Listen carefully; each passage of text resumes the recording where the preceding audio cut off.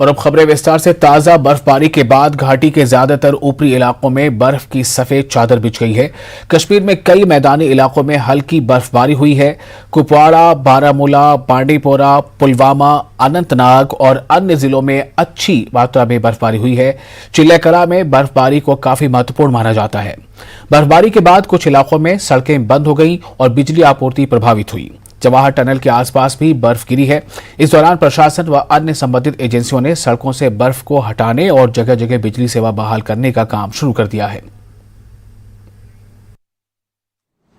आजादी के आंदोलन का इतिहास समाहित है। जिस धरती से वंदे मातरम का जयघोष हुआ, वहां अभी वंदे भारत ट्रेन को हरी झंडी दिखाई गई। आज 30 दिसंबर की तारीख का भी इतिहास में अपना बहुत महत्व है। 30 दिसंबर 1943 उस दिन ही नेताजी सुभाष ने अंडमान में तिरंगा फहराकर भारत की आजादी का बिगुल फूंका था। इस घटना के 75 वर्ष होने पर साल 2018 में मैं अंडमान गया था। नेताजी के नाम पर एक द्वीप का नामकरण भी किया था। और अब इस समय देश आजादी के 75 वर्ष का पर्व मना रहा है, अमृत महोत्सव मना रहा है।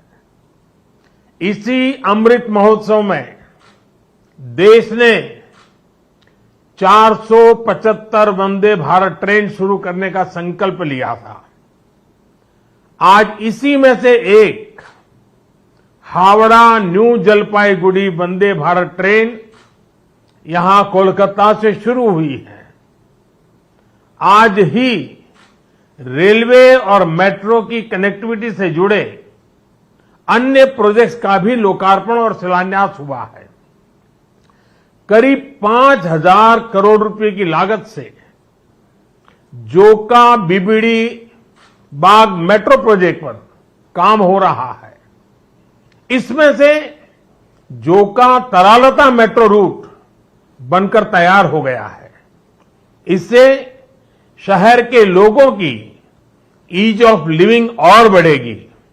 साथियों, कुछ देर बाद ही मुझे गंगा जी की स्वच्छता और पीने के पानी से जुड़ी अनेक परियोजनाएं पश्चिम बंगाल को सौंपने का अवसर मिलेगा। नमामि गंगे मिशन के तहत पश्चिम बंगाल में सीवरेज के 25 से ज्यादा प्रोजेक्ट्स को मंजूरी दी गई है। इनमें से 11 प्रोजेक्ट पहले ही पूरे हो चुके हैं और 7 प्रोजेक्ट आज पूरे हो रहे हैं। आज 1,500 करोड़ की लागत से 5 नई परियोजनाओं पर काम भी शुरू हो रहा है। इसमें जो प्रमुख है वो है आदि गंगा नदी का पुनरुद्धार। मुझे बताया गया है कि अभी आदि गंगा नदी की स्थिति दुर्भाग्य से बहुत खराब है। इसमें जो कूड़ा कचरा गिरता है, सीवर का गंदा पानी गिरता है, उसकी सफाई के लिए 600 करोड़ रुपए से अधिक का आधुनिक इंफ्रास्ट्रक्चर तैयार किया जा रहा है।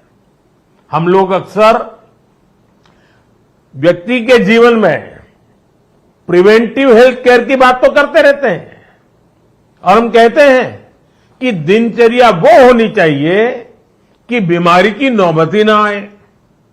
ठीक इसी तरह नदी की गंदगी को साफ करने के साथ ही केंद्र सरकार प्रिवेंशन पर भी बहुत जोर दे रही है। और इस प्रिवेंशन का सबसे बड़ा और आधुनिक तरीका है ज्यादा से ज्यादा आधुनिक सीवेज ट्रीटमेंट प्लांट आने वाले 10-15 साल बाद की जरूरतों को ध्यान में रखते हुए देश में आज ही आधुनिक सीवेज ट्रीटमेंट प्लांट लगवाए जा रहे हैं। आजादी के अमृत काल में हमें फॉरवर्ड लुकिंग सोच और अप्रोच के साथ देश को आगे ले जाना है। साथियों, इस 21वीं सदी में भारत के तेज विकास के लिए भारतीय रेलवे का भी तेज विकास, भारतीय रेलवे में तेज सुधार, ये सारी बातें बहुत जरूरी हैं। इसलिए आज केंद्र सरकार भारतीय रेलवे को आधुनिक बनाने के लिए, रेलवे इंफ्रास्ट्रक्चर को आधुनिक बनाने के लिए रिकॉर्ड इन्वेस्टमेंट कर रही है। आज भारत में भारतीय रेलवे के कायाकल्प का राष्ट्रव्यापी अभियान चल रहा है। आज वंदे भारत, तेजस, हमसफर जैसी आधुनिक ट्रेनें देश में बन रही हैं। आज विस्टाडोम कोचेज रेल यात्रियों को नए अनुभव करा रहे हैं। आज सुरक्षित आधुनिक कोचेज की संख्या में रिकॉर्ड वृद्धि हो रही है। आज रेलवे स्टेशन को भी एयरपोर्ट की तरह विकसित किया जा रहा है। न्यू जलपाईगुड़ी स्टेशन भी इसी लिस्ट में शामिल है। आज रेलवे लाइनों का दोहरीकरण, रेलवे लाइनों का बिजलीकरण जिस रफ्तार से हो रहा है वो पहले कभी नहीं हुआ।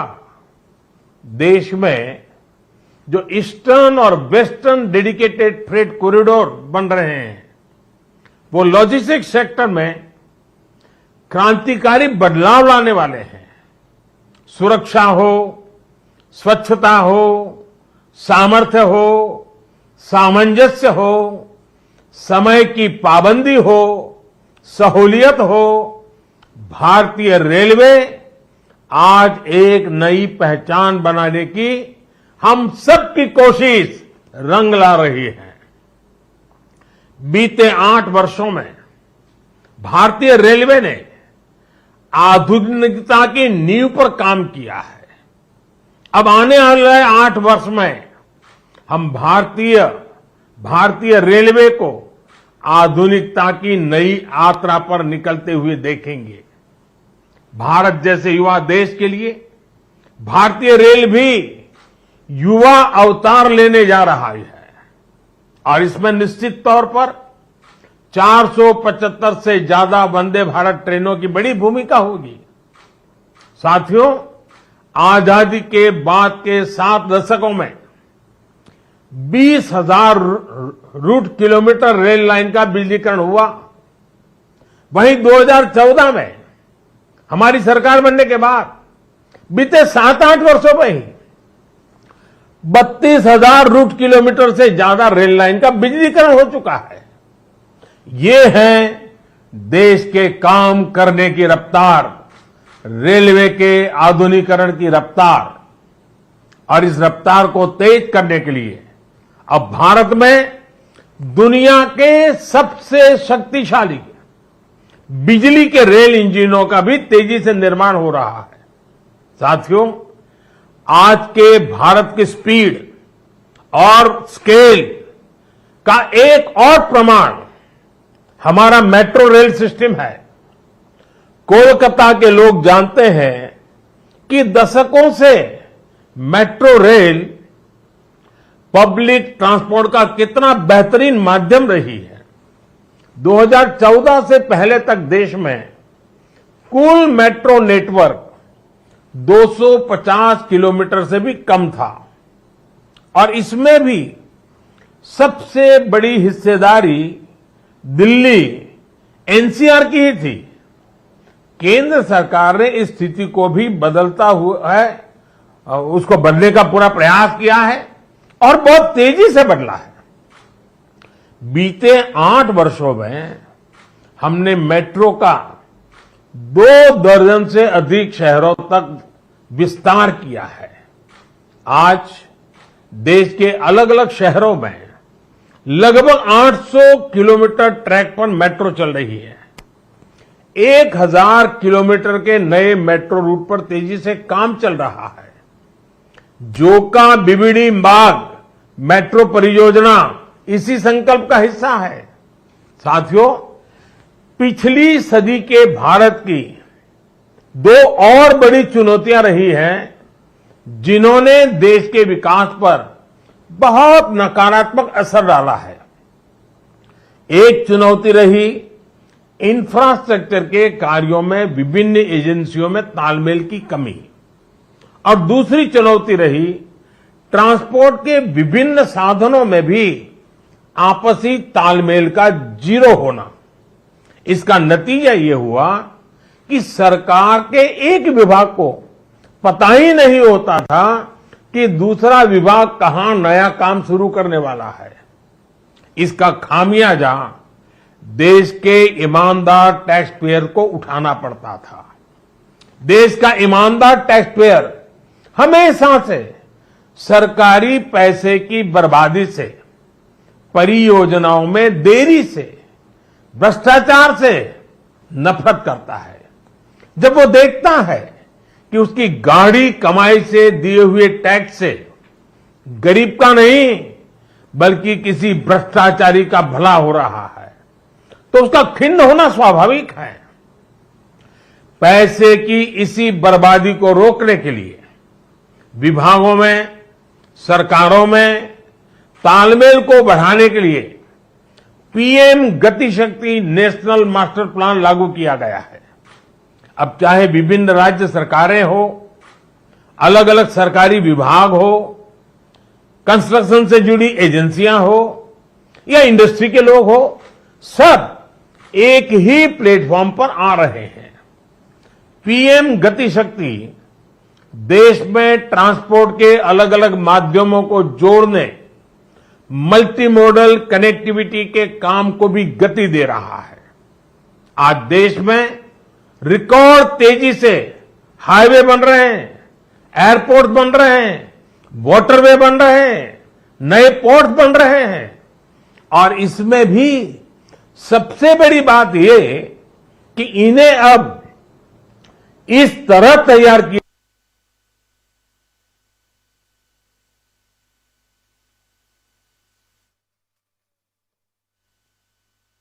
हाईवे बेहतर तरीके से रेलवे स्टेशनों से कनेक्ट हो, रेलवे स्टेशन एयरपोर्ट से कनेक्टिविटी हो, लोगों को ट्रांसपोर्टेशन के दौरान सीमलेस कनेक्टिविटी भी मिले। साथियों, 21वीं सदी में तेजी से आगे बढ़ने के लिए हमें देश के सामर्थ्य का सही इस्तेमाल करना होगा। मैं देश के लोगों को वाटरवेज का उदाहरण भी देना चाहता हूं। एक समय था जब भारत में व्यापार, कारोबार और टूरिज्म के लिए वाटरवेज का बड़े पैमाने पर इस्तेमाल होता था। इसलिए कितने ही शहर नदियों के किनारे बसे, नदियों के किनारे इतना औद्योगिक विकास हुआ, लेकिन इस सामर्थ्य को पहले सैकड़ों वर्षों की गुलामी और फिर आजादी के बाद की सरकारी उदासीनता ने तबाह कर दिया। अब भारत अपनी इस जल शक्ति को बढ़ाने पर काम कर रहा है। देश में 100 से ज्यादा वाटरवेज और विकसित किए जा रहे हैं। भारत की नदियों में आधुनिक क्रूज चले, व्यापार भी हो, टूरिज्म भी हो, इस दिशा में हम तेजी से आगे बढ़ रहे हैं। केंद्र सरकार ने बांग्लादेश सरकार के सहयोग से गंगा और ब्रह्मपुत्र नदियों के बीच वाटरवे लिंक स्थापित करने पर भी काम किया है। मैं आज देश के लोगों को इससे जुड़ी भी एक जानकारी देना चाहता हूं। 13 जनवरी 2023 को काशी से, वाराणसी से एक क्रूज जा रहा है जो 3200 किलोमीटर लंबे वाटरवे से होते हुए बांग्लादेश से होते हुए डिब्रूगढ़ तक पहुंचेगा। ये पूरे विश्व में अपनी तरह का अभूतपूर्व क्रूज होगा। ये भारत में बढ़ते क्रूज टूरिज्म का भी प्रतिबिंब बनेगा। मैं पश्चिम बंगाल के लोगों से भी आग्रह करूंगा कि इसका जरूर लाभ उठाएं।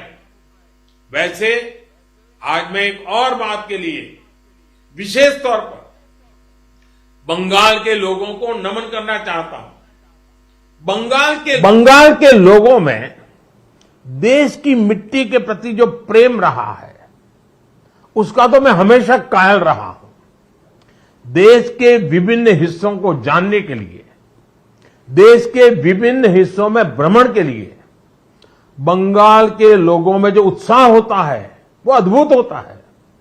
बहुत से लोग पहला मौका मिलते ही किसी और देश में घूमने निकल जाते हैं, लेकिन बंगाल के लोग हमेशा अपने देश को प्राथमिकता देते हैं। बंगाल के लोग पर्यटन में भी नेशन फर्स्ट की भावना को लेकर चलते हैं। और आज जब देश में कनेक्टिविटी बढ़ रही है, रेलवे, हाईवे, वाटरवे आधुनिक हो रहे हैं, तो इससे ईज ऑफ ट्रैवल भी उतना ही बढ़ रहा है। इसका बड़ा लाभ बंगाल के लोगों को भी मिल रहा है। साथियों, गुरुदेव टैगोर द्वारा रचित प्रसिद्ध पंक्तियां हैं, ओ ओमार देशेर माटी, तोमार पौरे ठेकाई माथा, यानी हे मेरे देश की माटी, मैं तुम्हारे आगे अपना सर झुकाता हूं। आजादी के इस अमृत काल में मातृभूमि को सर्वोपरि रखते हुए हमें मिलकर काम करना है। आज पूरी दुनिया भारत को बहुत भरोसे से देख रही है। इस भरोसे को बनाए रखने के लिए हर भारतीय को पूरी शक्ति लगा देनी है। हमें हर दिन का उपयोग राष्ट्र निर्माण में करना है, हर पल का उपयोग राष्ट्र निर्माण में करना है। देश सेवा के कार्यों में हमें रुकना नहीं है। इन्हीं शब्दों के साथ मैं अनेक परियोजनाओं के लिए बंगाल को बहुत बहुत बधाई देता हूं। फिर एक बार आपका अभिवादन करता हूं और मैं अपनी बात को समाप्त करता हूं। बहुत बहुत धन्यवाद। और ब्रेक के बाद फिर आपका स्वागत है। ताजा बर्फबारी के बाद घाटी के ज्यादातर ऊपरी इलाकों में बर्फ की सफेद चादर बिछ गई है। कश्मीर के कई मैदानी इलाकों में हल्की बर्फबारी हुई है। कुपवाड़ा, बारामूला, बांडीपोरा, पुलवामा, अनंतनाग और अन्य जिलों में अच्छी मात्रा में बर्फबारी हुई है। चिलेकला में बर्फबारी को काफी महत्वपूर्ण माना जाता है। बर्फबारी के बाद कुछ इलाकों में सड़कें बंद हो गईं और बिजली आपूर्ति प्रभावित हुई। जवाहर टनल के आसपास भी बर्फ गिरी है। इस दौरान प्रशासन व अन्य संबंधित एजेंसियों ने सड़कों से बर्फ को हटाने और जगह जगह बिजली सेवा बहाल करने का काम शुरू कर दिया है। अधिकांश सड़कों को अब बहाल कर दिया गया है। श्रीनगर जम्मू राष्ट्रीय राजमार्ग पर यातायात की आवाजाही जारी है। मुगल रोड और एसएसजी रोड को बंद कर दिया गया है। इस बीच श्रीनगर हवाई अड्डे पर दृश्यता कम होने के कारण यानी विजिबिलिटी कम होने की वजह से हवाई सेवाएं प्रभावित हुई हैं। आज सुबह से हवाई सेवा प्रभावित है। कम से कम 9 उड़ानें विलंबित हैं। प्रशासन ने विभिन्न जिलों में हेल्पलाइन स्थापित की है। इस बीच मौसम विभाग के अनुसार आज मौसम ज्यादातर साफ रहेगा। कुछ इलाकों में कुछ देर के लिए हल्की बारिश या बर्फबारी की संभावना है। बारामूला ट्रेन सेवा अभी भी चल रही है, लेकिन श्रीनगर जम्मू नेशनल हाईवे पर ट्रैफिक जारी है। मगर कुछ ट्रक ड्राइवरों ने इल्जाम लगाया है कि उन्हें कल से हाईवे पर रोका गया है।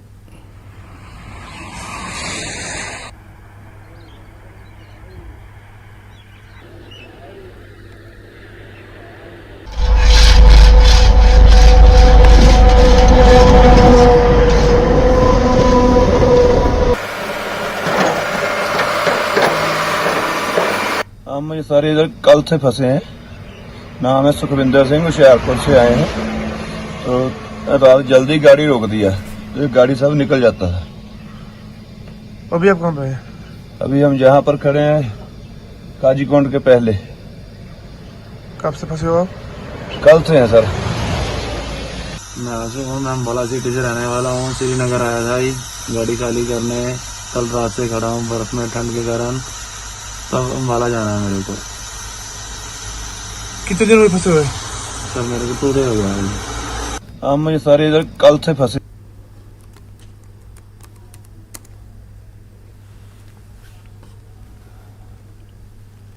तो आप देख सकते हैं बर्फबारी का ये जो नज़ारा है, इस की वजह कर कई जगहों पर सड़कें बंद हैं, आवाजाही गाड़ियों की बंद है और बर्फबारी इतनी शदीद है कि आप देखिए तमाम जगहों पे बर्फ़ जम गया है, चाहे वो पेड़ पौधे हों, चाहे वो सड़कें हों या फिर जो आम रास्ते हों, इन तमाम जगहों पर बर्फबारी जो हुई है।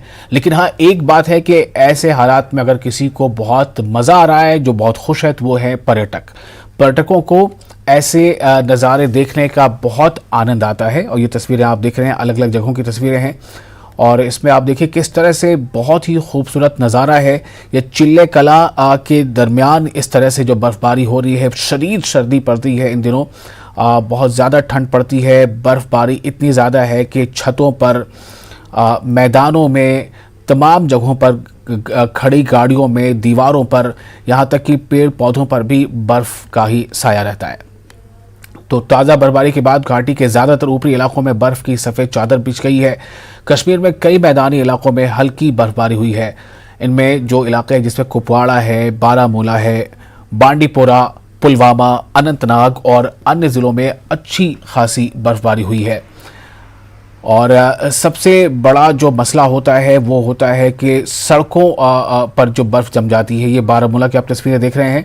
तो चिल्ले कलाएं बर्फबारी को काफ़ी महत्वपूर्ण माना जाता है। बर्फबारी के बाद कुछ इलाकों में सड़कें बंद हो गई हैं और बिजली आपूर्ति प्रभावित हुई है। जगह जगह पर कोशिश ये हो रही है कि जो बहुत ज़रूरी सड़कें हैं उन्हें किसी तरह से खोला जाए, बर्फ़ को हटाया जाए ताकि जो आना जाना है, गाड़ियों की आवाजाही है, वो हो सके। ज़्यादातर सड़कों को अब बहाल कर दिया गया है, ऐसी खबरें हैं। श्रीनगर जम्मू राष्ट्रीय राजमार्ग पर यातायात की आवाजाही जारी है। मुगल रोड और एसएसजी रोड को बंद कर दिया गया है। इस बीच श्रीनगर हवाई अड्डे पर विजिबिलिटी कम होने की वजह से हवाई सेवाएं प्रभावित हुई हैं। आज सुबह से हवाई सेवा प्रभावित है। कम से कम 9 उड़ानें जो हैं वो विलंबित हैं। प्रशासन ने विभिन्न जिलों में हेल्पलाइन स्थापित की है।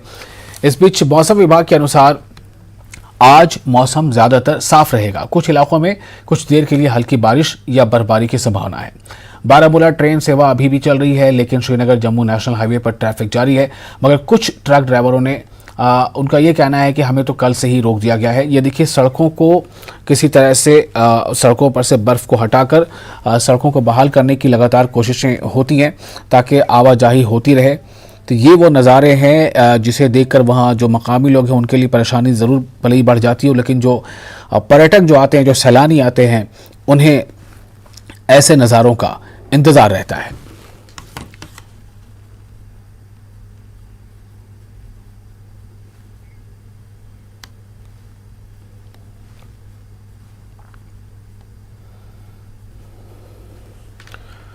जम्मू कश्मीर में साल 2022 में 115 बार मुठभेड़ हुई है, जिसमें 180 से ज़्यादा आतंकवादी मारे गए हैं। जबकि स्थानीय आतंकवादियों की भर्ती जम्मू और कश्मीर में पिछले 6 वर्षों में सबसे कम रही है। वर्ष 2022 के पहले 6 महीनों में ज़्यादातर गोलीबारी की सूचना मिली और वर्ष 2022 में 115 मुठभेड़ों में अलग अलग संगठनों के 180 आतंकवादी मारे गए आतंकवादियों में लगभग 130 स्थानीय आतंकवादी और शीर्ष कमांडरों सहित 50 गैर स्थानीय शामिल हैं। मारे गए ज्यादातर आतंकवादी लश्कर तैयबा संगठन के थे। आंकड़ों से पता चलता है कि कुपवाड़ा जिले में 9 मुठभेड़ों की सूचना मिली, जिसमें 16 आतंकवादी मारे गए, जिनमें 12 लश्कर से जुड़े थे और 4 जैश के साथ थे।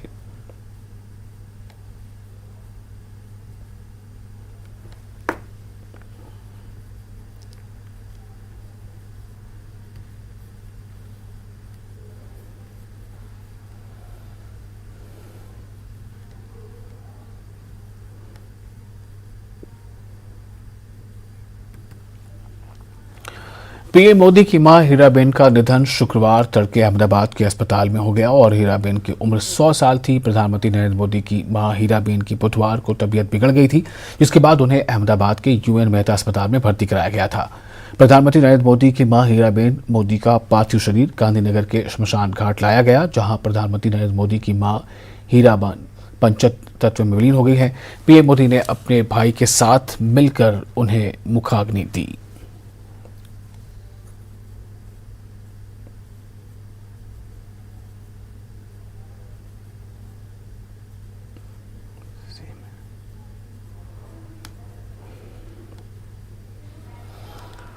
जम्मू कश्मीर के एलजी मनोज सिन्हा ने ट्वीट करते हुए प्रधानमंत्री नरेंद्र मोदी की मां के निधन पर दुख जताया है। उन्होंने लिखा है कि प्रधानमंत्री जी की माताजी पूज्य हीराबा का निधन अत्यंत दुखद है। मां सृष्टि का ममत्व, संस्कार का स्रोत, अस्तित्व का विस्तार एवं जीवन की पूर्णता है। पूज्य मां के चरणों में सादर प्रणाम। प्रधानमंत्री जी व परिजनों के प्रति मेरी गहन संवेदनाएं।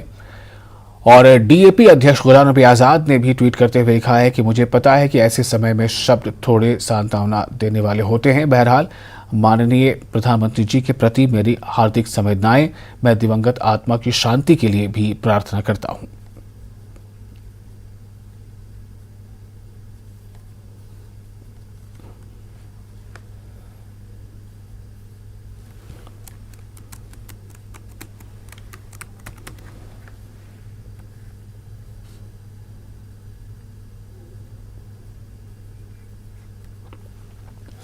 और इसी के साथ इस बुलेटिन में फिलहाल इतना ही। आप बने रहे न्यूज़ 18 जम्मू कश्मीर, लद्दाख, हिमाचल के साथ।